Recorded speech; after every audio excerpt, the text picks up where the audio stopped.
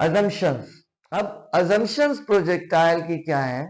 एक तो मैंने आपको अभी डिस्कस की भी थी कि पहली अजम्पशन ये है कि air friction is negligible. Air friction negligible है, यानी कि आपने एयर फ्रिक्शन, वरना एयर अगर चल रही है तो किस तरफ चल रही है? यूं चल रही है, यूं चल रही है, हवा तो कहीं भी चल सकती है। तो इसलिए हम पहली चीज तो ये कहते हैं कि एयर फ्रिक्शन को निग्लेक्ट कर देते हैं। बाकी जब हम इसको प्रैक्टिकली यूज करते हैं तो वहां पे हमें पता होता है कि इस वक्त हवा किधर चल रही है, तो उसके हिसाब से हम अपनी कैलकुलेशन कर सकते हैं। ठीक, तो पहली एजम्पशन तो ये है कि एयर फ्रिक्शन इज नेग्लिजिबल।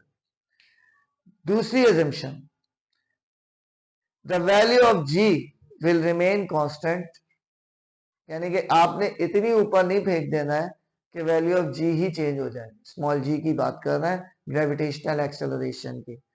तो दूसरी अजम्पशन ये है कि आपने इतनी ऊपर फेंकना है कि वैल्यू ऑफ जी चेंज ना हो।